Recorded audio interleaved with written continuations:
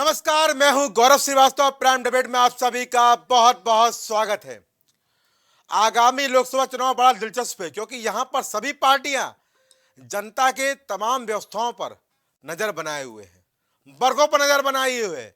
कोई पीडीए की बात कर रहा है तो कोई यहां पर अन्य व्यवस्थाओं की बात कर रहा है, कोई यहां पर समाज की बात कर रहा है तो कोई यहां पर धार्मिक बात कर रहा है, कोई यहां पर किसी को स्लीपर सेल बता रहा है तो कोई कह रहा है जो भी अब हो रहा है वो गलत हो रहा है। यहाँ ज्ञानवापी भी चर्चा में है, राम मंदिर तो चर्चा में यहाँ पर था क्योंकि यहाँ पर रामलला की प्राण प्रतिष्ठा होनी थी। 22 जनवरी 2024 को ऐतिहासिक दिन यहाँ पर था और यहाँ पर प्राण प्रतिष्ठा हुई। 496 साल पुराने व्यवस्था को, संघर्ष के बाद यहाँ पर अब निजात मिल चुकी है और यहाँ पर सुप्रीम कोर्ट के फैसले के बाद जब जो 19 में आया था, उसके बाद 5 अगस्त 2020 को जब प्रधानमंत्री नरेंद्र मोदी ने शिलान्यास किया था, उसके बाद यहाँ पर मंदिर का निर्माण हो चुका है। पर उसके बावजूद हम देख रहे हैं लगातार ज्ञानवापी मुद्दा भी चर्चा बना हुआ है। क्या करें, हमारे नेताओं को कोई व्यवस्था समझ में आए ना आए, वो धार्मिक व्यवस्थाओं पर बढ़ चढ़कर हिस्सा लेते हैं। रोटी, कपड़ा और मकान, इस पर उनकी इच्छा हो ना हो, पर हाँ, जब धार्मिक मुद्दा आ जाता है तो उनका मन भी लगने लगता है। क्या करें, भारतीय राजनीति कुछ इस समय ऐसी ही चल रही है क्योंकि भारतीय राजनीति में उन तमाम व्यवस्थाओं को, जो जरूरी बुनियादी सुविधाएं हैं, उनकी व्यवस्थाओं को भले ही चर्चा नहीं करता है, पर यहाँ पर जब धार्मिक मुद्दे आते हैं, हाल में ही जिस तरह से ज्ञानवापी और किसी श्री कृष्ण जन्मभूमि ईदगाह की बात चल रही है, उसको लेकर भी लगातार चर्चा में है। आज जो मुद्दा हम लेके आए वो भी बड़ा महत्वपूर्ण मुद्दा है क्योंकि लोकसभा चुनाव में यहाँ पर बीजेपी अब की बार 400 पार का नारा दे रही है और ये भी बोल रही है कि देश के सबसे बड़े आबादी वाले राज्य यानी उत्तर प्रदेश में इस बार 80 सीटें जीत कर आएंगे। कैसे जीतेंगे, पश्चिम इलाके में कैसे जीतेंगे, कैसे व्यवस्थाएं बनेगी और पश्चिम में मुस्लिम बहुल क्षेत्रों में कैसे विजय पताका लहराएंगे, बड़ा सवाल यहां पर है। आधार क्या है, व्यवस्थाएं क्या है और जुड़ाव क्या है। बीजेपी लगातार सबका साथ, सबका विकास, सबका विश्वास के सहारे चल रही है और जिस तरह से अभी हालिया दौर चल रहा है उसमें कहा जा सकता है कि यहाँ पर तमाम व्यवस्थाओं को चर्चा में शामिल कर लिया गया है। जिस तरह से उत्तराखंड में आज यूसीसी की बात हुई, उसके बाद अब यहाँ पर यह कहा जा रहा है कि पश्चिम की जो सीटें हैं जहाँ पर बीजेपी हारी थी, उन सीटों पर यहाँ पर कौमी चौपाल होने वाली है, यानी मुस्लिम वर्ग को लुभाने का प्रयास होने वाला है। पहले भी पसमानदा समाज के तमाम सम्मेलन के माध्यम से इस वर्ग में पैठ बनाने का प्रयास किया गया, पर यह वर्ग कितना बीजेपी के साथ जाएगा ये भी बड़ा प्रश्न है क्योंकि अगर नुमाइंदगी की बात करें तो बीजेपी में, चाहे हम केंद्रीय मंत्रिमंडल की बात करें या उत्तर प्रदेश मंत्रिमंडल की, तो बहुत बड़ा यहाँ पर स्थान नहीं दिया गया है। यहाँ तक कि अगर बात करें तो जब टिकट दिए जाते हैं विधानसभा चुनाव के, वहां पर भी तरजीह नहीं मिली। तो यहाँ पर किस तरह से इस आबादी को, जिसको मुस्लिम वर्ग कहा जाता है, जिसको आप लुभाने का प्रयास कर रहे हैं, जिसके लिए कौमी चौपाल भी यहाँ पर आधारित की जा रही है, शुरुआत करने जा रही है और 10 फरवरी पर यहाँ पर मुजफ्फरनगर से शुरुआत होने जा रही है। 4100 गांवों में कौमी चौपाल होगी। इस जो प्रोग्राम है उसका नाम है कौम की बात कौम के साथ और इसको बीजेपी अल्पसंख्यक मोर्चा आयोजित करने जा रहा है। बड़ा प्रश्न यहाँ पर यह भी है, एक तरफ यूसीसी, दूसरी तरफ ज्ञानवापी का मामला और तीसरा यहाँ पर जिस तरह से हम देख रहे हैं कौमी चौपाल। बड़ा यहाँ पर प्रश्न उठता है कि इस व्यवस्था को कैसे एकजुट करेंगे, कैसे मुस्लिम वर्ग में पैठ बनाएंगे और कैसे वर्ग जिसको समाजवादी पार्टी का उत्तर प्रदेश में परंपरागत वोट बैंक माना जाता रहा है, इसको कैसे अपने पाले में लाएंगे। फिलहाल इस पर हमारी छोटी रिपोर्ट देखी, चर्चा को आगे बढ़ाते हैं। लोकसभा चुनाव को लेकर सभी पार्टियां अपने अपने कारिंदों को लोकसभा फतेह के लिए जमीन पर उतार चुकी हैं। पार्टियां अपने अपने पैतरों को अपनाने में कहीं से गुरेज भी नहीं कर रही हैं। वहीं देश की सबसे बड़ी पार्टी बीजेपी अब एक नई चाल चलती नजर आ रही है। हमेशा हिंदू वोट के सहारे अपनी राजनीति को धार देने वाली पार्टी अब मुस्लिम चौपाल लगाती नजर आएगी। भाजपा पर हमेशा से ही हिंदूवादी होने का आरोप लगाते हुए विपक्ष मुस्लिमों को साधने की कोशिश करता रहा है। कांग्रेस, बसपा से लेकर सपा तक खुद को मुस्लिमों का रहनुमा बताने की जी तोड़ कोशिश करते रहे हैं और मुस्लिम समुदाय अक्सर चुनावों के बाद खुद को ठगने की बात कहता रहा है। लेकिन इस बार के चुनाव में भाजपा अपने ऊपर लगने वाले इस तोहमत को हटाने में जुटी है। भाजपा पिछले 1 साल से अक़लियत के करीब आने की कोशिश कर रही है। लिहाजा भाजपा ने पहले 3 तलाक कानून और नारी शक्ति वंदन अधिनियम पर काम किया, तो बाद में मोदी भाईजान जैसे कार्यक्रमों को करके मुस्लिम महिलाओं को अपनी तरफ लाने की कोशिश की। लेकिन अब बीजेपी एक कदम और आगे बढ़ाते हुए मुस्लिमों के बीच पैठ बनाने की कवायद में जुड़ गई है, जिसके तहत पश्चिम उत्तर प्रदेश में भाजपा का अल्पसंख्यक मोर्चा 4000 से ज्यादा गांवों में कौमी चौपाल का आयोजन करने जा रहा है। इस आयोजन के तहत भाजपा मुस्लिम बाहुल इलाके में जाकर अकलियत से संवाद स्थापित करेगी, जिससे कि 2024 के लोकसभा चुनाव में उनकी हैट्रिक लग सके। 80 सीट का सवाल, बीजेपी की कौमी चौपाल, 23 लोकसभा क्षेत्रों में आयोजित होगी बैठक। कार्यक्रम के लिए प्रभारी किए गए तैनात। मुस्लिम बाहुल सीट पर बीजेपी का फोकस। घरों और मदरसों में बैठकों का आयोजन। पश्चिम यूपी में मुस्लिम वोटर्स निर्णायक भूमिका अदा करते हैं और पिछली बार हुए लोकसभा के चुनाव में बीजेपी को सबसे ज्यादा नुकसान इसी क्षेत्र में हुआ था। इस बार अपने 80 सीट की जीत की दावेदारी ठोकते हुए बीजेपी ने पश्चिम के लिए खास प्लान तैयार किया है, क्योंकि यूपी में मुसलमान वोटिंग में अहम भूमिका निभाते हैं। ऐसे में बीजेपी ने खास प्लान के तहत इस वर्ग में अपनी पैठ बनाने का मन बनाया है। यूपी में मुस्लिमों का दबदबा, 29 लोकसभा सीटें मुस्लिम बाहुल्य। यूपी में करीब 20% मुसलमान, 13 सीटों पर मुस्लिम मतदाता 30% से ज्यादा। आंकड़े बताने के लिए काफी हैं कि यूपी में मुस्लिमों का दबदबा रहता है। खासकर पश्चिम यूपी में मुस्लिम मतदाताओं की संख्या काफी ज्यादा है। यूपी के साथ साथ देश में भी मुस्लिम मतदाताओं का एक छत्र राज रहता है। देश में मुस्लिम बाहुल्य लोकसभा सीटें, 92 लोकसभा सीटें मुस्लिम बाहुल्य। देश में मुस्लिमों की आबादी 16.51%। 2014 में भाजपा ने 41 सीटें जीती थी। 2019 में भाजपा ने 45 सीटें जीती। 2014 में 8% मुस्लिम बीजेपी के साथ आए। 2019 में 9% मुस्लिमों ने बीजेपी को वोट दिया। 2019 के लोकसभा चुनाव में बीजेपी ने पश्चिमी उत्तर प्रदेश की 26 लोकसभा सीटों में से 19 पर जीत हासिल की थी, जबकि समाजवादी पार्टी और बहुजन समाज पार्टी के गठबंधन को 7 सीटें मिली थी। इस बार बीजेपी उत्तर प्रदेश की सभी 80 लोकसभा सीटें जीतने की रणनीति पर काम कर रही है। देखना यह होगा कि बीजेपी अपने मंसूबों पर कितना कामयाब हो पाएगी।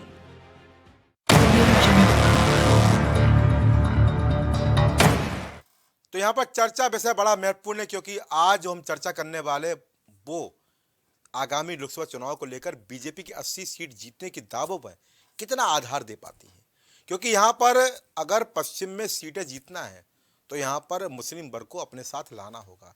ये वर्ग कितना साथ आएगा ये भी महत्वपूर्ण है। और खासतौर पे यहाँ पर ये भी देखने वाली बात होगी, क्या बीजेपी निकाय चुनाव की तरह यहाँ पर भी मुस्लिम साथियों को टिकट देने में प्राथमिकता देगी या नहीं देगी। महत्वपूर्ण चर्चा वैसे हमारे साथ मेहमान जुड़ चुके हैं।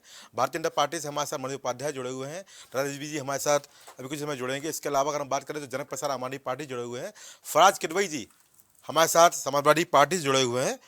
आप सभी का इस कार्यक्रम में बहुत बहुत स्वागत है। तो मैं पहला सवाल यहाँ पर मनोज उपाध्याय जी से लेता हूँ। मनोज जी, यहाँ पर बड़ा सवाल ये है कि आपने व्यवस्था तो बना दी है, कौमी चौपाल भी करेंगे, और जिस तरह से मोदी भाईजान नारी शक्ति अभिनंदन बंधन कार्यक्रम, पसमांदा समाज के सम्मेलन, लगातार आपकी कोशिशें जारी हैं, और जिस तरह से निकाय चुनाव में आपने लोगों को टिकट दिया, वो लोग जीत कर भी आए, तो कुल मिलाकर जिस तरह से कहा जा रहा है कि ये वर्ग साथ आ रहा है, पर 80 लोकसभा सीट जीतने के लिए आपको इस वर्ग का पूरा साथ चाहिए पड़ेगा। क्योंकि अगर आपको 80 सीटें यहाँ पर जीतना है, किस तरह यहाँ पर व्यवस्थित देखेंगे और कौमी चौपाल के माध्यम से किस तरह यहाँ पर इस वर्ग को अपने साथ ला पाएंगे। जी आपने देखा होगा भारतीय जनता पार्टी के यशस्वी प्रधानमंत्री नरेंद्र मोदी के नेतृत्व में और उत्तर प्रदेश के यशस्वी मुख्यमंत्री योगी आदित्यनाथ जी के नेतृत्व में भारतीय जनता पार्टी सबका साथ सबका विकास और सबके विश्वास से काम से आगे हम चल रहे हैं जी। और अंत्योदय की जो हमारे पंडित दीनदयाल उपाध्याय जी का सिद्धांत रहा, अंत्योदय की नींव पर हम हर अंतिम व्यक्ति तक जाते हैं। हम उस अंतिम व्यक्ति में ये नहीं तलाशते कि कौन हिंदू है, कौन मुसलमान है, कौन सिख है, कौन ईसाई है, जैसा कि इसके पहले की सरकारों ने ऐसा तलाशने का काम किया था। हम तो विकास देखते हैं और हर व्यक्ति की आवश्यकता देखते हैं। व्यक्ति के, अभी आपने कहा व्यक्ति के जीवन में रोटी कपड़ा और मकान की बात होती है। माननीय नरेंद्र मोदी जी के नेतृत्व में जो है 4 करोड़ के ऊपर के लोगों को आपने देखे होंगे उत्तर प्रदेश से लेकर हमने आवास देने का काम किया है जी। आपने देखा होगा कि हर महीने हम लगभग 80 से 82 करोड़ लोगों के लिए अनाज की व्यवस्था करवाते हैं जी। और भी निःशुल्क, क्योंकि बहुत सारे ऐसे लोग हैं जो निःशुल्क जो है जो उसको नहीं करते, भूखे कोई ना सोए, ऐसी सोच माननीय प्रधानमंत्री जी का है। यहाँ तक कि हम गैस किचन के लिए उज्ज्वला योजना जैसी योजनाओं को, इसमें भी हमने ये नहीं देखा कौन मुस्लिम है कौन नहीं। अच्छा। आज हमने काम किया है, इस नाते हम उस काम के तहत हमने मकान भी दिया, हमने कपड़े भी दिया, हमने जो है उसकी लाइट की व्यवस्था उनके लिए किया, हमने सारी व्यवस्थाओं को करके हमने उनको भी हर किसी को एक अच्छे पैमाने पर जो पात्र है उसका काम किया। हमने जांच नहीं देखा, विकास में जांच नहीं होती है, विकास के लिए तभी एक प्रदेश का बेहतर विकास होता है या एक देश का विकास हो सकता है कि जब हम बिना किसी भेदभाव के हम विकास के पहिए को आगे ले जाएं। इसके पहले की सरकारों ने क्या किया आप देखिए, हमने मदरसों पर कंप्यूटर की शिक्षा लाया, हमने योगी आदित्यनाथ जी ने जो है साइंस की शिक्षा लाया, जिससे कि मदरसे के बच्चे जान पढ़े लिखे होंगे, हमारी बहनें पढ़ी लिखी होंगी, तो वो समझ पाएंगे कि कौन सी सरकार अच्छी है, कौन सी सरकार बुरी है, कौन उनको लॉलीपॉप दे रही है और कौन उनके विकास के लिए उनके कदम है। हमने काम किया, इस नाते आज हम कौमी हमारा अल्पसंख्यक मोर्चा हर किसी के वहां जाएगा, जैसे हमेशा हम कौमी के रूप में हम हर उस गांव में जाएंगे और हर मुस्लिम भाइयों को अपनी योजनाओं से अवगत कराएंगे। ठीक है मर्ज जी, मेरे दो छोटे सवाल आपसे हैं। एक सवाल मेरा है, जिस तरह से यूसीसी यहाँ पर उत्तराखंड में पेश किया गया, आज ज्ञानवापी का मुद्दा चल रहा है, विपक्ष के तमाम नेता बोल रहे हैं कि जानबूझ के इस वर्ग को परेशान किया जा रहा है। तो ये तरफ तो यहाँ पर विपक्ष बोल रहा है कि परेशान कर रहे हैं, और दूसरी तरफ आप इसी वर्ग को अपने साथ लाने की बात कर रहे हैं, कैसे संभव होगा भाई? देखिए एक चीज और आपको बता दें, कुछ होते हैं जिसका स्वार्थ सिद्ध होता है। अच्छा। हम उन्हें बीच बिचौलियों की बात नहीं करते हैं। अच्छा। जो मना कर रहे हैं बिचौलिया 4 बजे का भारत समाचार पे मेरा डिबेट था। अच्छा। इसी मुद्दे पे था और उस पे आपने देखा, मैंने देखा कई हमारी जो गृहिणी हैं, जो माताएं हमारे जो घरों के अंदर हैं, जो हमारी बहनें स्कूल जाती हैं, वो लोग इस बात के, हमारे जो भाई हैं वो लोग कहते हैं कि इसका हम, क्योंकि इसमें देखिए ट्रिपल तलाक जैसे 4-4, 5-5 शादियां लोग कर लेते थे। ये हमारी उन बहनों की, महिलाओं के ऊपर जिस तरह से अत्याचार ये समाज के लोग खाली एक धर्म के नाम पर करने का काम करते थे, ऐसे लोगों से भी कई 80% आप देखिए पसमानदा मुसलमानों का मामला है।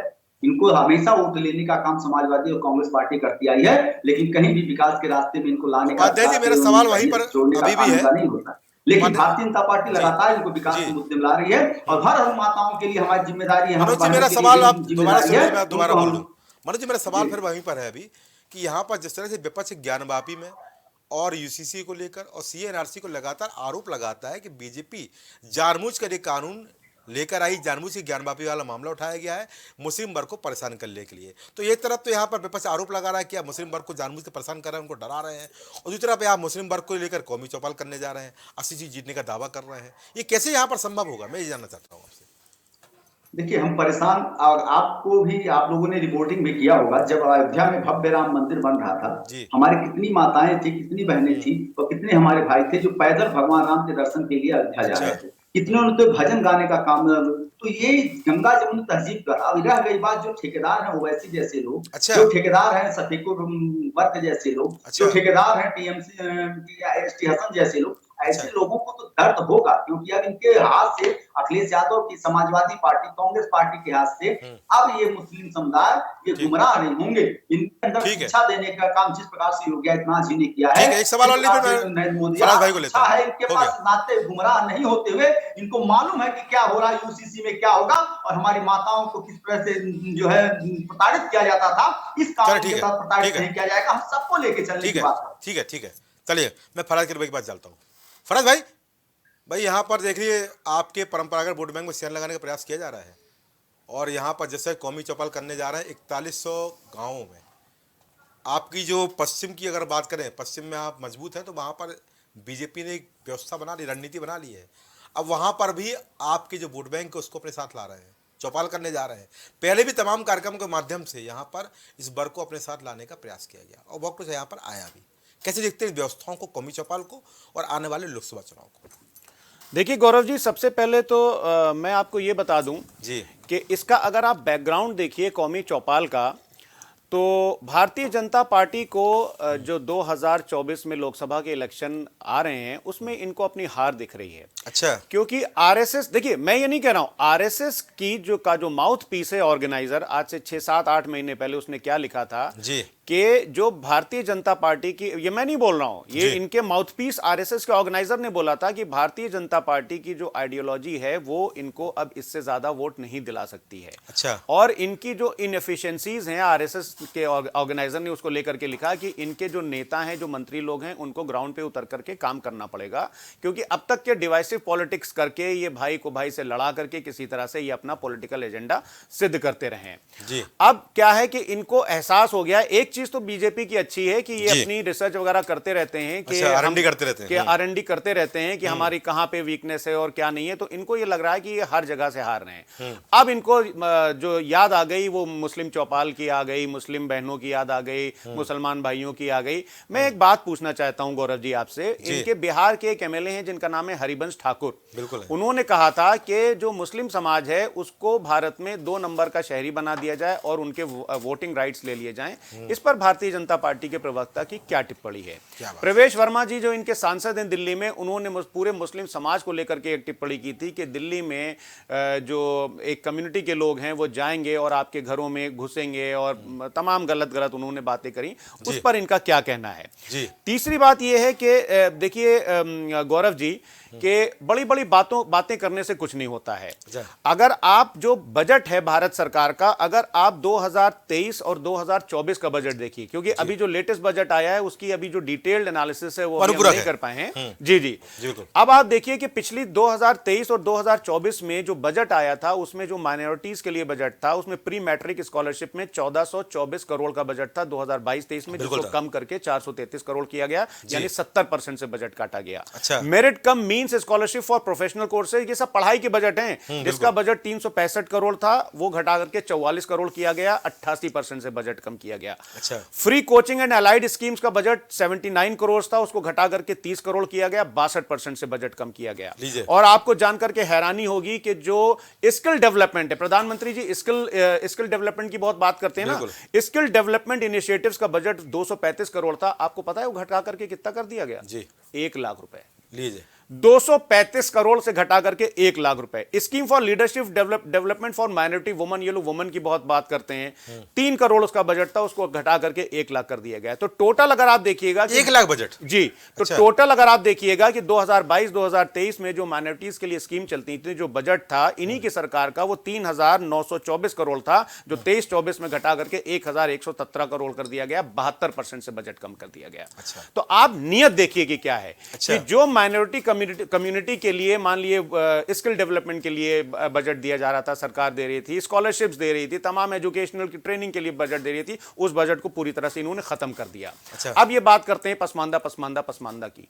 गौरव जी मैं मान जाऊंगा इनको, खाली 5 टिकट पसमानदा को ही चलिए दे, चलिए लीजिए 5 टिकट अगले लोकसभा चुनाव में आप दे दिए। मैं ज्यादा नहीं बोल रहा हूं कि 80 में आप अगर मान लिए 20% उत्तर प्रदेश में मुस्लिम पॉपुलेशन है तो 16 टिकट दे दिए, नो, आप 5 टिकट क्या, चलिए आप 4 दे दिए तो मैं मान जाऊंगा। 4 की चुनौती मिल खाली जो इनकी जुमलेबाजी, भारतीय जुमला पार्टी। अब दूसरी बात, अभी हमारे भाई बोल रहे थे कि देश में कोई भूखा नहीं सोता है और तमाम तरह की बातें। इंडियन एक्सप्रेस की खबर जनवरी 2023 में छपी थी, जिसका टाइटल था सर्वाइवल फॉर द रिचेस्ट। उसके हिसाब से भारत में भूख से सोने वालों की तादाद 2018 से 2022 तक के बढ़कर के 4 सालों में 19 करोड़ से बढ़कर के 35 करोड़ हो गई। ये मैं नहीं बोल रहा हूं, ये survival for the richest report छपी थी इंडियन एक्सप्रेस में। यहां पर बीजेपी बोल रही है 25 करोड़ लोगों को हम गरीबी रेखा से नीचे बाहर निकाल रहे हैं। देखिए ये भी एक बहुत बड़ा झूठ है। अच्छा, वही झूठ है। मैं बताता हूं क्यों। अच्छा। देखिए गौरव जी मैं क्यों बोल रहा हूं। आप ये बताइए कि गरीबी को आंकने का पैमाना क्या है। पहले हम गरीबी को आंकते थे हेड काउंट रेशियो से, ठीक है। लेकिन जब से भारतीय जनता पार्टी की सरकार आई, इन्होंने क्या कर दिया, मल्टी डायमेंशनल पॉवर्टी इंडेक्स ले आई। ठीक है, कोई बात नहीं,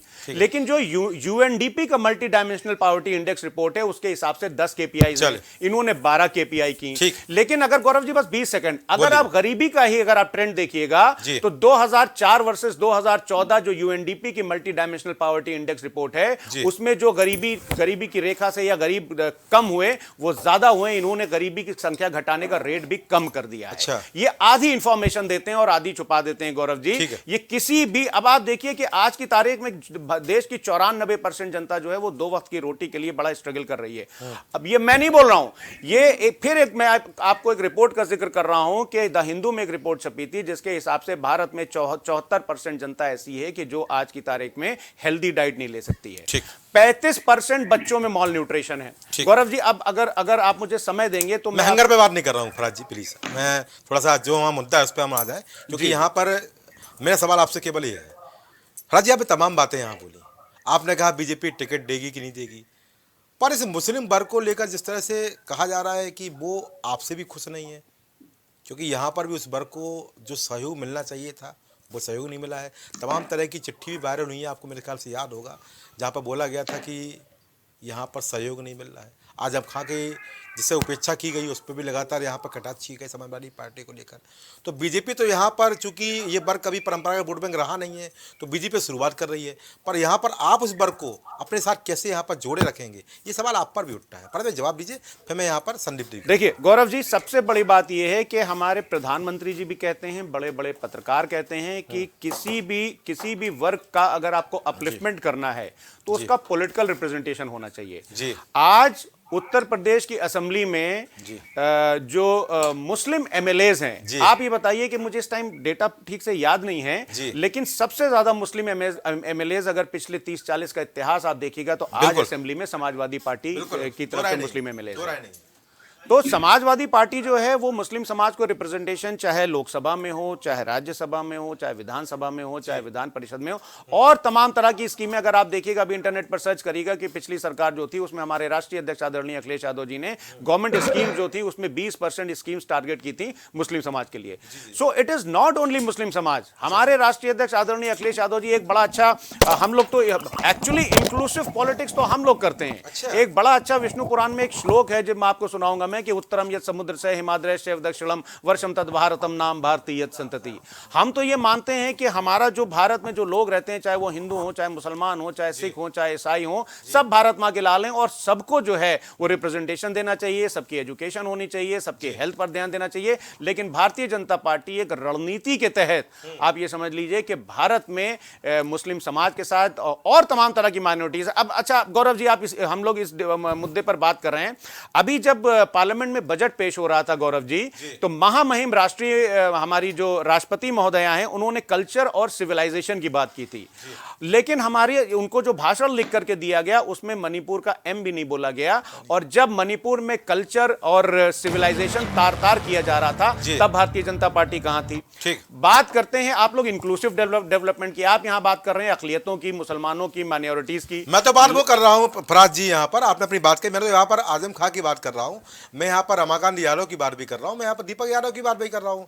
दो नेताओं से मिलने जाया जा सकता है तो यहाँ पर आजम खान से मिलने के लिए प्रयास करने चाहिए थे। नहीं देखिए, आजम खान साहब से मिलने के लिए हमारा प्रतिनिधि मंडल गया और अखिलेश जी को जाना चाहिए था। और अगर आपको याद होगा कि जब 2022 के चुनाव चल रहे थे तो अब्दुल्ला आजम साहब हमारे राष्ट्रीय अध्यक्ष के बगल में बैठ करके प्रेस कॉन्फ्रेंस कर रहे थे, उनको तरजीह दी जा रही थी। वार्ता मत बताइए फराज भाई, जो आप स्वीकार करिए कि आप वहां मिलने नहीं गए, वहां उपेक्षा हुई है कहीं ना कहीं। नहीं, उपेक्षा गौरव जी बिल्कुल नहीं हुई, उपेक्षा नहीं हुई, उपेक्षा बिल्कुल नहीं हुई है। आजम खान साहब समाजवादी पार्टी के बड़े लीडर हैं और आप ये देखिए कि उनको जो और मान लीजिए सपोर्ट की जरूरत थी, कानूनी सलाह की जरूरत थी और तमाम चीजें मिलने नहीं गए। समाजवादी पार्टी जो है, सपोर्ट ठीक है, समाजवादी पार्टी हमेशा आजम खान साहब के साथ मिलने नहीं गए। रमाकांत यादव से एक बार मिलने गए और दीपक यादव पूर्व विधायक गरोठा से मिलने अखिलेश यादव जी गए थे, मुझे ये जानकारी है। आजम खान से मिलने नहीं गए, मुझे ये भी पता है, सर आपको पता। ठीक है, मैं चर्चा को यहाँ पर आगे बढ़ाता हूँ। संदीप त्रिपाठी हमारे साथ कांग्रेस से। संदीप भाई, यहाँ पर कौमी चौपाल के माध्यम से व्यवस्थित किया जा रहा है और आपकी तैयारी क्या है? आपकी तो यहाँ पर भारत जोड़ो न्याय यात्रा चल रही है, किस तरह यहाँ पर बीजेपी को चुनौती दे पाएंगे? क्योंकि बीजेपी तो यहाँ पर बोलती है कि कांग्रेस की स्थिति नहीं है, सिरे से खारिज कर देती है, और जिस तरह से आईएनडीए गठबंधन का हाल है वो आपके सामने है। जी गौरव जी, भारत जोड़ो यात्रा का असर आप समझिए कि भारतीय जनता पार्टी जैसी सांप्रदायिक पार्टी जी आज अगर कौमी एकता की बात कर रही है, जी। तो आपको नहीं लगता कि भारत जोड़ो न्याय यात्रा की जो है सफलता है, अच्छा। ये राहुल गांधी जी की मेहनत का नतीजा है कि इतनी खलबली मच गई है, खलबली हो गई, क्या इतना बात है। इतना डर से मोदी जी कि जिस वर्ग को गाली देख के ये चुनाव तक जीतते रहे हैं, जी जो ध्रुवीकरण के दम पर ये चुनाव जीतते रहे, वो अब इनको लगता है कि अब उसका जो है उससे काम नहीं बनने वाला है। आप समझिए। और अभी आपने एक सवाल किया, सपा के साथी शायद थे, जी। आपने कहा कि आपके परंपरागत वोट मुस्लिम है। हाँ। ये आप लोगों का हो सकता है सोच, हाँ। ऐसा कोई पार्टी अच्छा। खास करके अरे उन्होंने खुद स्वीकार कर लिया भाई, कहा तो उन्होंने खुद कहा है ना। जी जी सर। जी, बोलिए सर, बोलिए बोलिए संदीप भाई, तो बोलिए। आप ये मानते हैं कि भारतीय जनता पार्टी के परंपरागत वोट हिंदू वर्ग के हैं, अच्छा। तो क्या भाजपा से आपने पूछा कि आप अपना वोट कैसे इंटैक्ट रखोगे? अच्छा। आपको पूछा जाना चाहिए ना, क्योंकि अभी तक तो वो मुस्लिम समाज को गाली देकर, उनको प्रताड़ित करके, उनकी मॉब लिंचिंग करा के, उनको जो है तरह तरह से प्रताड़ित करके तो अब तक राजनीति करते रहे हैं। प्रतिनिधित्व की बात तो हमारे सपा के साथी ने बता ही दिया है। अच्छा। तो क्या आप जिन पंडित जी को खुश करते थे, मुस्लिम समाज को गाली देके, या अन्य किसी समाज को आप जो है हिंदू कह लीजिए, उसको खुश करते थे, तो वो आपके साथ कैसे इंटैक्ट रहेगा? अच्छा। इसलिए कि आपके साथ तो उसी तरह के विचारधारा के लोग जुड़े हुए हैं। जी बाकी वो सारे हिंदू तो विपक्षी दल में है। जी। जो आपके साथ कट्टरपंथी सोच के लोग थे, जिनकी खुराक आप समय समय पर इस तरीके के बयान दिलाकर, कभी जो है प्रवेश वर्मा जी का जिक्र हुआ, राव ठाकुर का जिक्र हुआ, तो इन लोगों से इस तरीके से, हमारे यहाँ का एक उन्नाव का सांसद है साक्षी महाराज, उससे एक गिरिराज सिंह आता है बिहार से, उससे, ऐसे लोगों से बयान दिला के उनकी खुराक टाइम टाइम पे देते रहते हैं। वो खुराक आप कैसे दीजिएगा? क्या बात, ठीक। दूसरी बात, अभी बोलिए। हमारे भाजपा के साथी ने एक बात कही। जी बोले संदीप जी। संदीप जी का संपर्क मेरे ख्याल से टूट गया है, यहाँ पर संदीप त्रिपाठी जी संपर्क टूट गया। बराबर है। बोलिए बोलिए बोलिए। नहीं नहीं सर, संपर्क बराबर है सर। मैं बनाया हूँ, बोलिए। जी सर। बोलिए बोलिए। तो अभी हमारे भाजपा के साथी ने कहा जी। कि हम मदरसे का आधुनिकीकरण करना चाहते हैं। अच्छा। साहब, अगर आप ये कहते हैं कि मदरसे का आधुनिकीकरण करना चाहते हैं आप, तो किसी चीज की मूल प्रवृत्ति को आप नष्ट करके अगर आधुनिकीकरण करेंगे तो उसका कोई मतलब नहीं रह जाएगा। उसके लिए तो ऑलरेडी एक अल्टरनेटिव शिक्षा व्यवस्था है ही है। अच्छा। आप अगर ये कहते हैं कि हम धार्मिक जो है शिक्षा दे रहे हो, तब भी हम उसका उत्थान चाहते हैं, तो आप संस्कृत पाठशाला की बात क्यों नहीं करते हैं? आप ये कहते हैं कि हमारे समय में मदरसे खुले, तो हमारे समय में संस्कृत विद्यालय भी खुले। आप तो पूरे 6 साल के शासन में और मोदी जी के 10 साल के शासन में एक संस्कृत यूनिवर्सिटी का, एक संस्कृत महाविद्यालय का नाम नहीं बता सकते। ठीक है, जिसको आपने खोला हो। संदीप, हम मदरसा संदीप त्रिपाठी जी, मेरा सवाल आपसे, आपने यहाँ पर कहा कि ये बता सकते हैं। संदीप, मेरा सवाल आपसे छोटा सवाल है। आपने कहा कि परंपरागत वोट बैंक की बात की, मुस्लिम वर्ग समाजवादी पार्टी के साथ, और बीजेपी का आपने हिंदू वर्ग की बात की। अपने वर्ग की बात बताइए, आपको आपके साथ कौन जा रहा है भाई यहाँ पर? क्योंकि बिना वर्ग के सहयोग के हाँ, बिल्कुल बिल्कुल जी, बिल्कुल। कांग्रेस से फिर मैं कह रहा हूँ, मैं कई बार डिबेट में अब तक 5 साल से लगातार ये बोलता हूँ जी, कांग्रेस 1000 चुनाव हारना मंजूर करेगी, लेकिन धर्म और जात की राजनीति न करती है, न करेगी। आप समझिए। अच्छा, हमारे साथ वो लोग होंगे जो मानवता में बिलीव करते हैं, हमारे साथ वो लोग होंगे जो मुस्लिम समाज से आते होंगे और हिंदू समाज का जो है धर्म का सम्मान करना जानते होंगे, हमारे साथ वो लोग आएंगे जो हिंदू समाज के होंगे और मुस्लिम या अन्य समाज के जो है लोगों का सम्मान करना जानते होंगे, उनके धर्म का सम्मान करना जानते होंगे। हमारे साथ वो लोग आएंगे जो समानता की बात करते हैं, हमारे साथ वो लोग आएंगे जो अमीर और गरीब के बीच में इतनी बड़ी खाई बनती जा रही है। सर रिक्वेस्ट है, नहीं सबको आपने बहुत टाइम दिया सर, रिक्वेस्ट है 1 मिनट और। बोले सर। जी, हमारे साथ वो लोग आएंगे जो अमीर और गरीब के बीच में जो लगातार इस तरीके की खाई बनती जा रही है, जो उसको पाटने की बात करेंगे। हमारे साथ वो लोग आएंगे जो बेरोजगारी आज 45 साल में सबसे ज्यादा है, उस बेरोजगारी से लड़ने की बात करेंगे। इस तरीके से आदमी को यहाँ पर खाई अपने गठबंधन के लोग बीच की पार्टी है, वो लोग हमारे साथ आएंगे। जिन जिन 5 अन्याय की बात कर रहे हैं, उन अन्याय के खिलाफ चलिए, लड़ने वाले संदीप जी लोग आए, आपका हो कांग्रेस के गया। साथ मैं आएंगे। दोबारा मौका दूंगा आपको, मैं दोबारा मौका दूंगा। फिर हमारे साथ हाजी हसन जी जुड़ रहे हैं। हाजी हसन जी, अभी आता यहाँ हूं। पर क्या कहेंगे आप? देर आए दुरुस्त आए, या वास्तव में सबका साथ, सबका विकास, सबके विश्वास की बीजेपी की भावना है? जैसे मनोज उपाध्याय ने कहा है कि किसी योजना में हम यहाँ पर भेदभाव नहीं करते हैं, जो योजना सबके लिए है वो सबके लिए है। और यहाँ पर जिस तरह से तमाम कार्यक्रम आयोजित किए जा रहे हैं, पसमानदा समाज के सम्मेलन हो गए, इसके अगर बात करें तो यहाँ पर मोदी भाईजान प्रोग्राम रहा, नारी। संदीप जी प्लीज, मैं बीच में मत बोलिए प्लीज। नहीं, अभी मैं दोबारा मौका दूंगा। 10 सेकंड की नहीं, बात है बिल्कुल, सर। अभी बिल्कुल नहीं। मात्र 10 सेकंड सर, No. जरूरी बात है सर। नहीं, यहाँ पर मैं मात्र सवाल 10 ले सेकंड। चुका हूँ, प्लीज। सर, बच्चे- संदीप जी प्लीज, मेरा आपसे निवेदन है, मैं जी, आपको मैं मौका ये दूंगा, मौका दूंगा प्लीज, मेरा निवेदन है। मैं हाजी हसन से बात कर रहा हूँ जी। हाजी जी, हसन जी बताइए क्या कहना चाहेंगे भाई?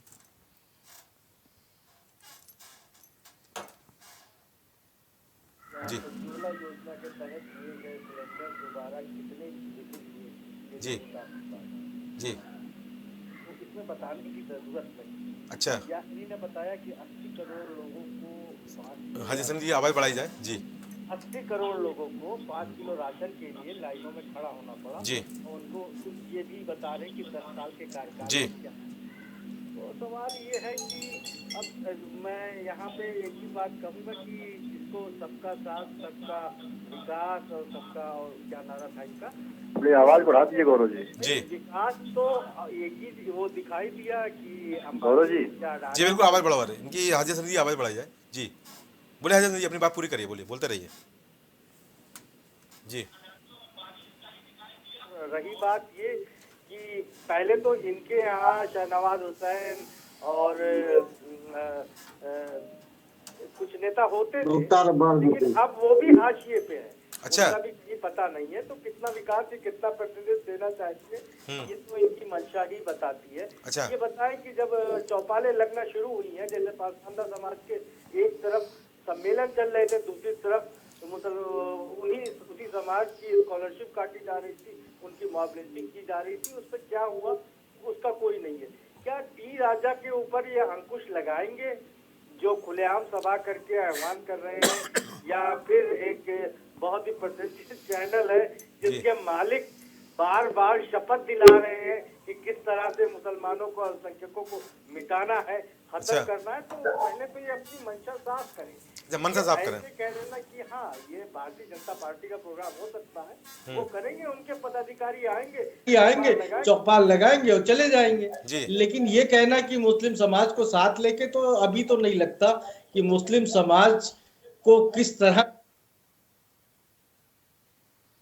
आज के हिसाब से, जिस तरह से आज झारखंड में देखा गया जी। कि अभी तक के लोगों को पूरे बिल की कॉपी नहीं मिली हुई है, उस तरह से बड़ा मुश्किल लगता है आज की परिस्थिति में। हाँ, एक कोशिश जरूर है 24 का चुनाव साधने की, लेकिन हमें तो लगता है कि ये चौपाल के जरिए कहीं ईवीएम को साधने की बात तो नहीं हो रही है। अब इस तरह इस चौपाल के बहाने ईवीएम की जो वो है वो कमी, उसको ढका जा सके। अच्छा, ठीक है।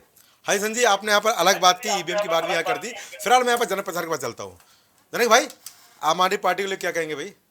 आप तो यहाँ पर अभी हाल में देखा हमने, जब राम मंदिर की प्राण प्रतिष्ठा हो रही थी, रामलला की, तो आपने दिल्ली में सुंदरकांड और रामायण शुरू करा दिए थे। मेरे ख्याल से आपको भी जरूर आना पड़ी थी, समझ गए थे आप भी कि अब किस तरफ चलना है। क्या बोलेंगे कौमी चौपाल पर? क्योंकि आप भी लगातार अपनी जो व्यवस्था है, अपनी कार्य क्षमता है, वो प्रदर्शित करते रहते हैं तमाम व्यवस्थाओं के माध्यम से, कार्यक्रम के माध्यम से। देखिए, सभी पैनलिस्ट को मेरा नमस्कार जी। और बहुत महत्वपूर्ण आपने विषय को उठाया हुआ है जी। हमारा एजेंडा बहुत क्रिस्टल क्लियर है। अच्छा, क्रिस्टल क्लियर है। हमारा एजेंडा है जी, शिक्षा। जी। हमारे अरविंद जी का कहना है कि इस देश को अगर विश्व गुरु बनाना है तो एक एक बच्चे को क्वालिटी एजुकेशन और मुफ्त एजुकेशन मिलेगा। ये फर्जी डिग्री नहीं, अच्छा, ओरिजिनल डिग्री वाली। मैं समझ गया कहाँ बोल रहा हूँ जी। और दूसरा, अगर कोई गरीब बीमार पड़ता है तो इसका इलाज वो इलाज स्टेटस का होना चाहिए जो मंत्री और आईएएस और अफसर लेते हैं, उस लेवल का इलाज मिलता है। ठीक है, हमारा क्लियर है। अब बात रही आपने राम की और कौमी चौपाल की बात करो, मैं तो आपकी याद दिलाया। सुंदरकांड की रही बात जी। तो धार्मिक जो हमारे इष्ट देवता हैं, चाहे हिंदू के हों, मुस्लिम के हों, अपने अपने तरीके से लोग पूजा पाठ करने की पद्धति हमारा संविधान हमको देता है। अच्छा अच्छा। हम जब चाहें, कैसे भी चाहें, हम अपनी पूजा अर्चना। चुनाव के समय अचानक मैंने लगा इसमें पूछा आपसे, चुनाव जरूरी थोड़ी ना कि चुनाव से मना कर दिया गया पूजा नहीं करनी है। अच्छा अच्छा, ऐसा तो नहीं है। नहीं आपको तभी याद आती है ना, हमें हमेशा याद आती है। अच्छा, पूजा करके कोई इनको सर्टिफिकेट लेने की जरूरत है क्या कि इनके सर्टिफिकेट जरूरत पड़ेगी और ये पूजा कर रहे हैं? अच्छा। दूसरी बात यह है, कल माननीय मोदी जी ने संसद में 400 पार की बात कही जी, और कल ही सुप्रीम कोर्ट ने चंडीगढ़ के मेयर के ऊपर एक टिप्पणी करी है। सारे न्यूज़ चैनल पे, ट्विटर पे सब लोग देख सकते हैं कि वो व्यक्ति जिसको वो राइट दिया है कि आप चुनाव को निष्पक्ष कराएंगे जी, वो क्या करते पकड़े गए हैं। माननीय सुप्रीम कोर्ट ने, जस्टिस चंद्रचूड़ ने कहा है। ठीक, तो शर्म लिहाज की सारी मान्यताएं क्रॉस करके, अच्छा, अगर हम ये भारत बनाने के ऊपर आ गए हैं कि जिसके 20 वोट जिसके पास हैं और जिसके पास 14 हैं, 14 वाला जीत रहा है, 20 वाला हार रहा है, तो हम कौन से भारत की कल्पना, हमारे जो शहीदों ने फांसी, हम लोग ने देखिए, हमने एक देखा होगा कि हमारे सिंबल पे एक तरफ अंबेडकर साहब हैं, एक तरफ भगत सिंह साहब हैं जी। वो फांसी लग के 13 साल की उम्रों में वो शहीद हो गए, और इसलिए शहीद हुए थे कि ये जो संविधान बनाए, कि संविधान बनाया है उसको इस तरह ये खून करेंगे, मर्डर कर रहे हैं इस संविधान का। अच्छा, ठीक। तो ये दूसरी बात ये है, अगर इस तरह से करना है तो मना कर दो भैया, हम ही राजा हैं, हम ही वो सब कुछ है, खत्म कर दो। क्यों देश का पैसा बर्बाद कर रहे हो? मैं समझ रहा हूं, दर्द है, क्यों ऐसा बर्बाद कर रहे हैं? देश में क्या संदेश जा रहा है? दर्द नजर आ रहा, बोलिए। हाँ, और आप ये तो 400 के बाद 600 पार कर दोगे आप। 400 क्या, घर से भी बना दोगे आप। जनक भाई, मुझे चंडीगढ़ का दर्द आपको पता है, उस दर्द को वहाँ बयां मत करिए, वो तो तमाम जगह बयां हो चुका है।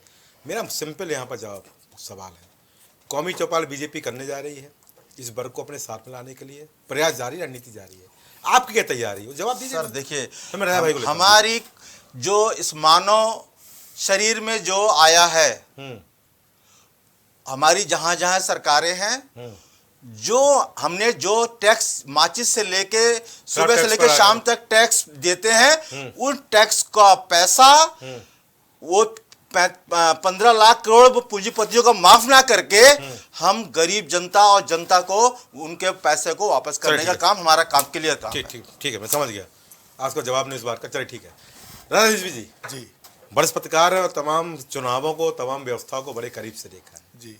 कौमी चौपाल, पसमांडा समाज के सम्मेलन, मोदी भाईजान, तमाम कार्यक्रम के माध्यम से यहाँ पर उस वर्ग को अपने साथ लाने का प्रयास किया जा रहा है जो वर्ग अब तक दूर है।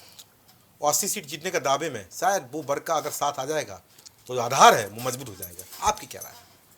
देखिए, ऐसा है कि अभी आपने देखा होगा कि मोदी जी जो है, प्रधानमंत्री जी 2 बार जी दिल्ली के अंदर भी कल ही मिले हैं, और 2 बार इससे पहले भी 1 बार जी मुस्लिम धर्मगुरुओं से और जो इंटेलेक्चुअल मुस्लिम हैं जी, बिल्कुल, उनसे मिले हैं जी, जिसमें कई मौलाना, रुश्दी मौलाना, कई बड़े बड़े लोग उनसे मिले हैं जी, और अभी कल भी प्रधानमंत्री जी मिले हैं जी। तो आपने सही कांग्रेस से सवाल किया कि आपकी तरफ से क्या हो रहा है, वहाँ पसमानदा समाज हो रहा है, कौमी सम्मेलन हो रहे हैं, सब हो रहे हैं जी। दूसरे, आप ये देखिए कि अगर आप सही मानों में देखेंगे जी, तो ये जो लिंचिंग विंचिंग की बात आती है वो तो ठीक है, आती है ठीक, लेकिन अगर आप मुसलमानों में, औरतों में या उनके यहाँ जाएंगे तो मुसलमान भारतीय जनता पार्टी से अंदर से खुश है। क्या बात, लीजिए।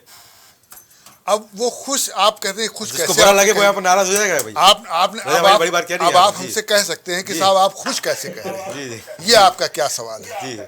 ये खुश कह रहे हैं, ये तो साहब आप बताइए, वरिष्ठ पत्रकार हैं। हाँ। खुशी का रीजन है, लीजिए। उसका कारण ये है कि एक तो कोई बड़ा दंगा नहीं हुआ, उसमें क्या होता था, मुसलमानों की दुकान जलती थी, मुसलमानों का घर जलता था, मुसलमान के लड़के जो है बेगुनाह मुलजिम बनते थे, पकड़े जाते थे, जेल जाते थे, lower court, session court, high court, bail होती थी, उसमें पैसा खर्च होता था।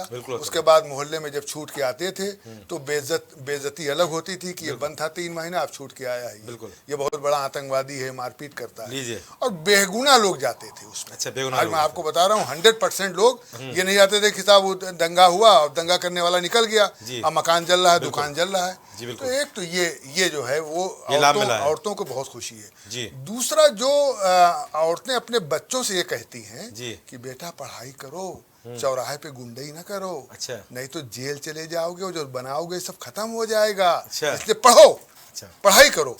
तो अब औरतें पढ़ाई की तरफ कर रही हैं। अब इनकी जो योजनाएं हैं आप देख लीजिए, ज्यादा से ज्यादा मुसलमान जो है, आप बलरामपुर हॉस्पिटल जाइए, सिविल हॉस्पिटल जाइए, मुसलमान बेचारा लाइन में लगा रहता है पर्चे के लिए। ज्यादा से ज्यादा अगर 100 पर्चे बने हैं तो कम से कम 40-50 पर्चे तो मुसलमान के बनेंगे। अच्छा। आप समझिए भाई, मैं उस बिरादरी से आता हूँ, इसलिए मैं जानता हूँ कि हम लोग कौन सी बीमारी रहती है, क्या हम लोग खाते हैं, काहे बीमारी होती है, तो लगे रहते हैं। अब उन्होंने कहा भैया कोई चिंता की जरूरत नहीं है, 5 लाख का कार्ड ले लो और तुम अपना इलाज कराओ, क्या समझो, कोई परेशानी नहीं है। और कहीं कोई आप बता दीजिए गौरव भाई, आपको पता चला हो कि किसी मुसलमान ने आपसे आके कहा हो कि भैया हमारा तो वो कार्ड नहीं बना 5 लाख वाला, आप पत्रकार हो, आप PTV में दिखाओ, अपनी प्राइम TV में दिखाइए, आप हमारा तो नहीं बना। आप बताइए, प्रधानमंत्री आवास में कोई मुसलमान आपके पास आज तक आया कि साहब हमको आवास नहीं मिला, हम तो मुसलमान हैं, हम तो गरीब आदमी, हमें मिला नहीं, पता कहीं कोई शिकायत नहीं, कोई मुसलमान है। अब अनाज जो बट रहा है, आप देखिए भारतीय जनता पार्टी ने कितने सलीके से अनाज वाला काम किया है।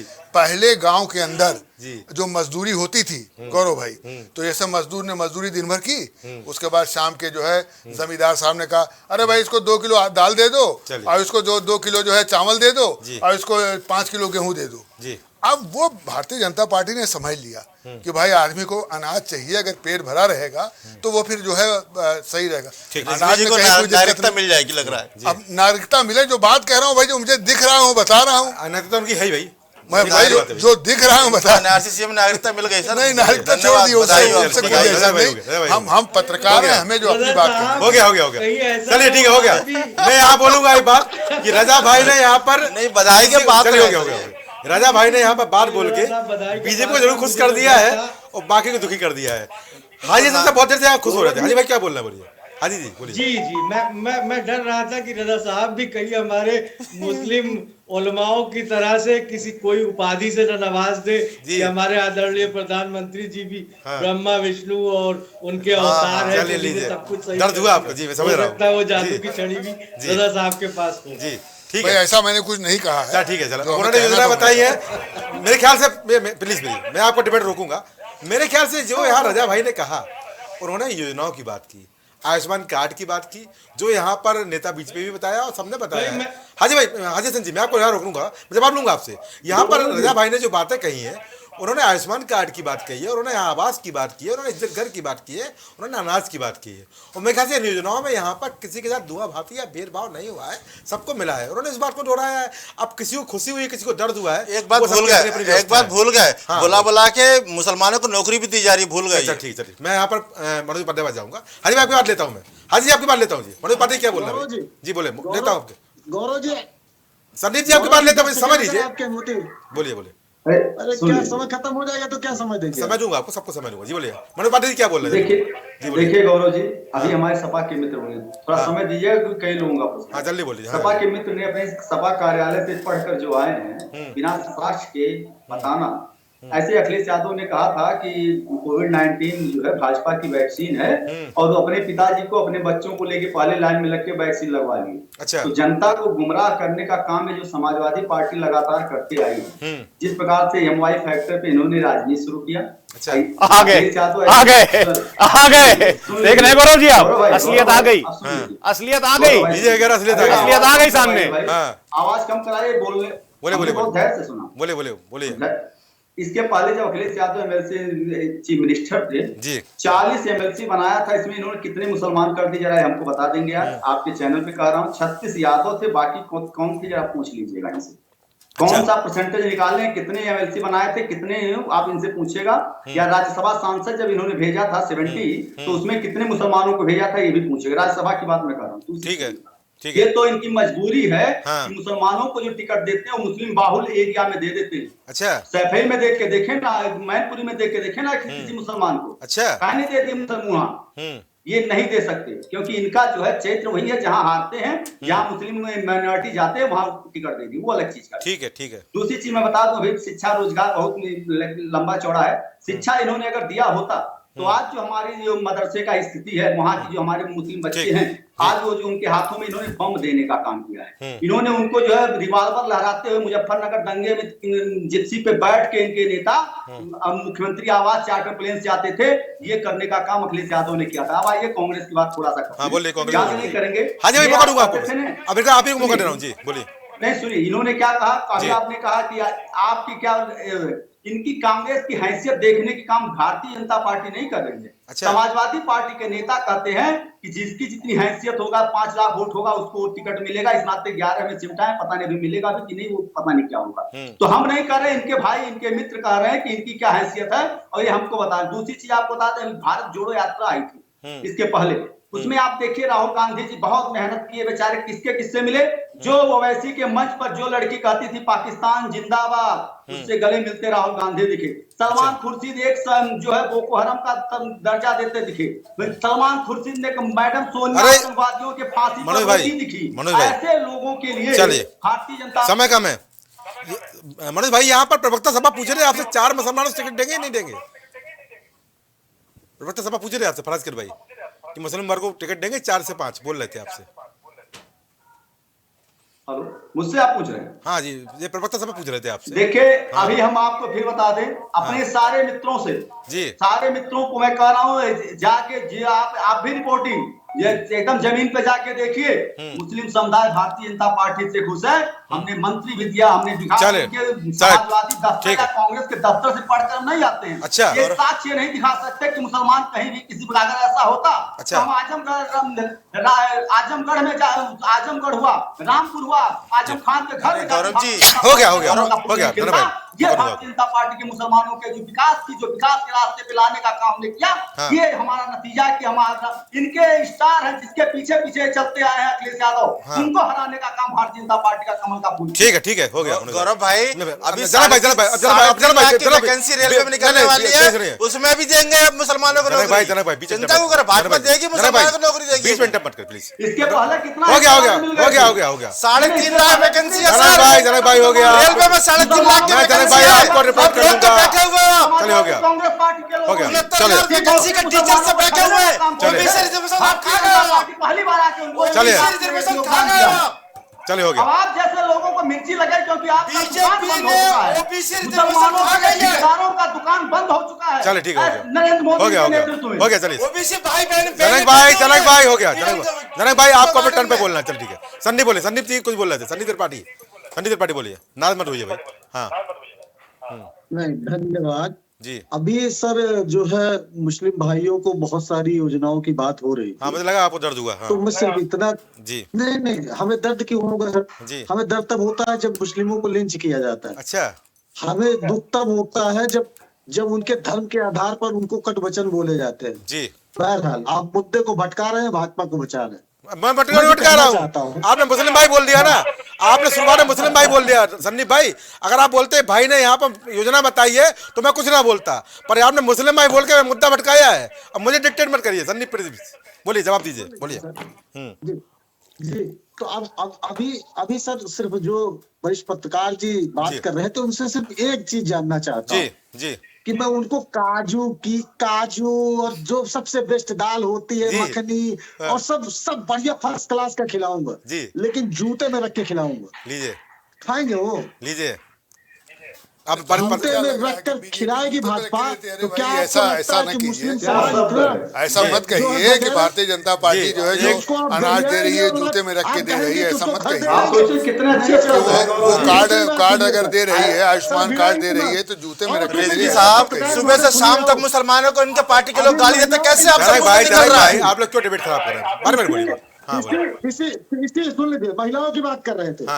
इसी देश में कम से कम 20 लाख तो पुरानी जनगणना का आंकड़ा है, 20 लाख ऐसी महिलाएं हैं जिनका पति उनका परित्यक्त कर दिया है, न तलाक दिया है, न छोड़ा है, और उनको छोड़ दिया है। अच्छा। उसमें से एक हमारे बहुत बड़े नेता हैं, हाँ। जो कि इस समय देश के बहुत बड़े पद पर बैठे हैं। अच्छा, इन महिलाओं के बारे में भारतीय जनता पार्टी कब सोचेगी? महिलाओं को आपका बहुत प्रेम है, जो अपने बहन के साथ मंच 20 पे लाख लेके महिलाओं को किसी उनके करते पति दिखे ने हैं। छोड़ दिया। ऐसे नेता भी हैं जो अपनी बहन के रिश्ते को भी आलोचित करने का काम किया है। बारी बारी बारी बारी बारी बारी हो गया। कितने शर्म की बात है कि चलिए। अपनी बहन के रिश्ते को जो भारतीय सभ्यता है उसको भी शानदार करने का काम ठीक है, ठीक है, ठीक है। कितने शर्म की बात है भाई आप लोग समय कम बच जाए, मुझे सबको यहाँ समय देना प्लीज।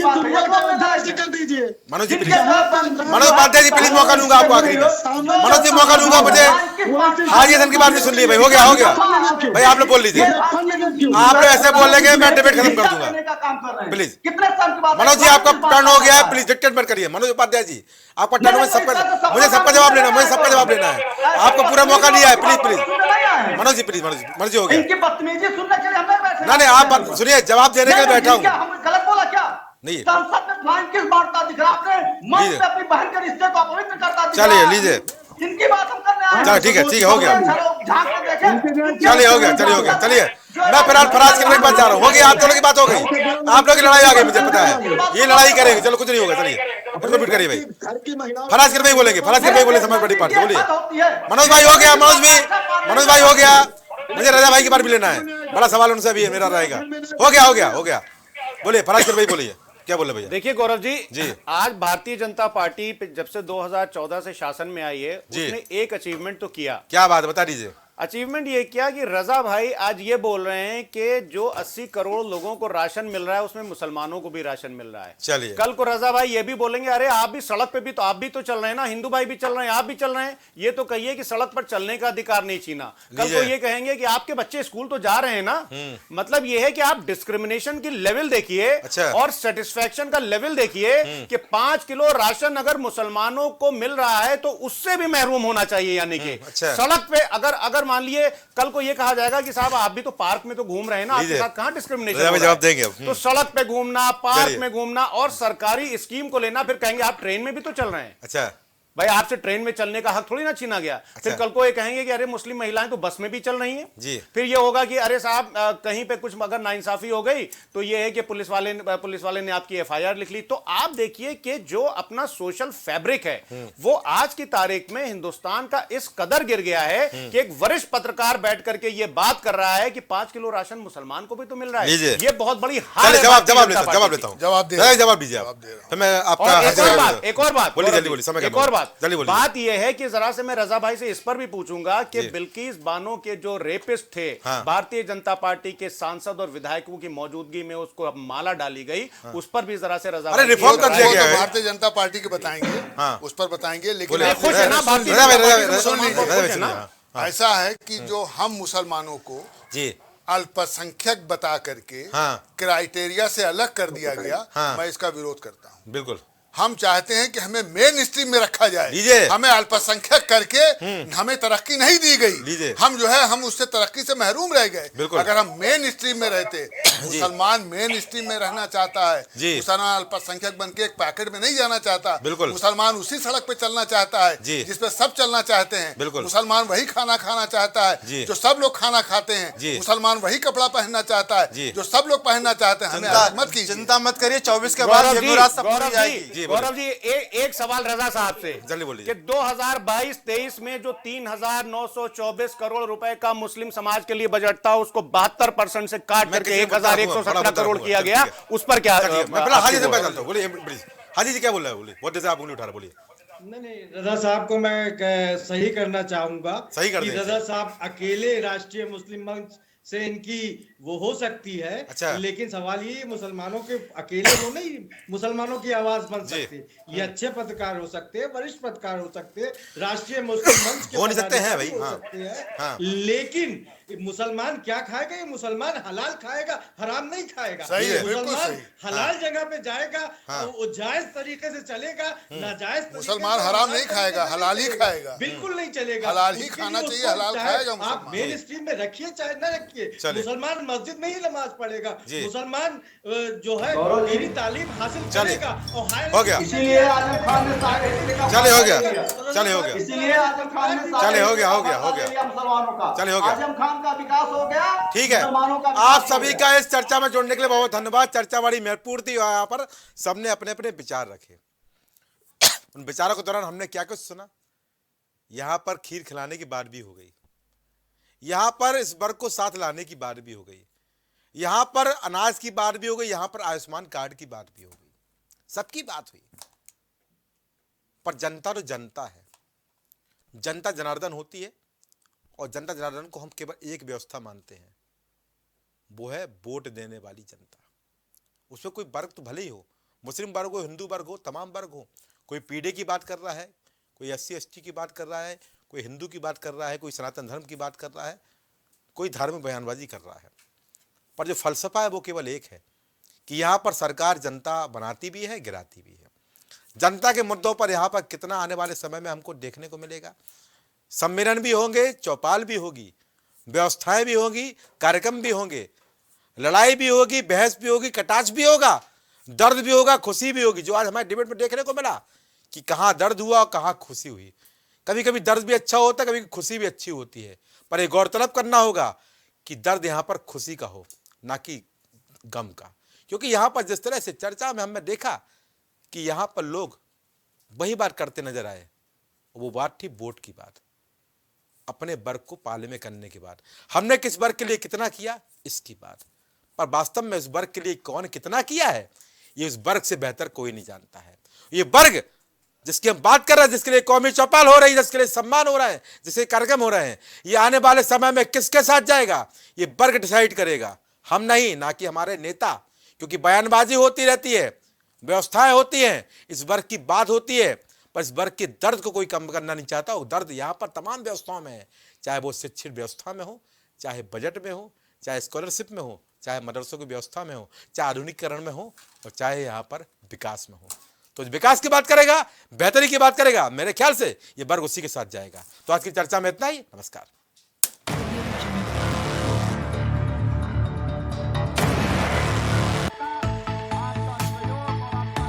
कुछ भाव पुष्प। आप देख रहे हैं प्राइम टीवी, सच साहस सरोकार।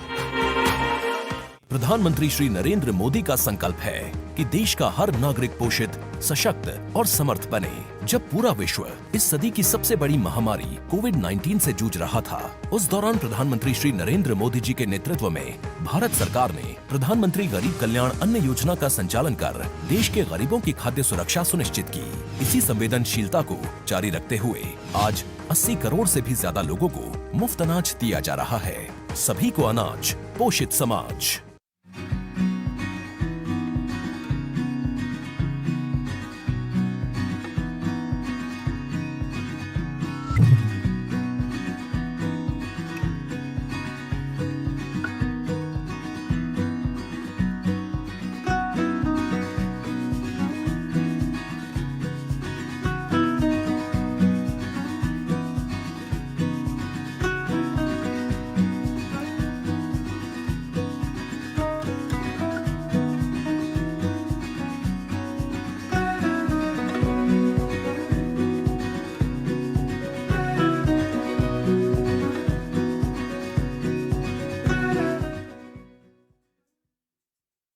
अगर आप करना चाहते हैं अपने बिजनेस को प्रमोट, तो इसके लिए आपको चाहिए होगा एक सपोर्ट।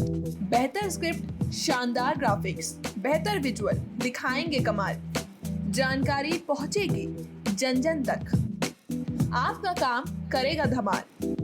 इन सभी चीजों के लिए अब ना हो परेशान।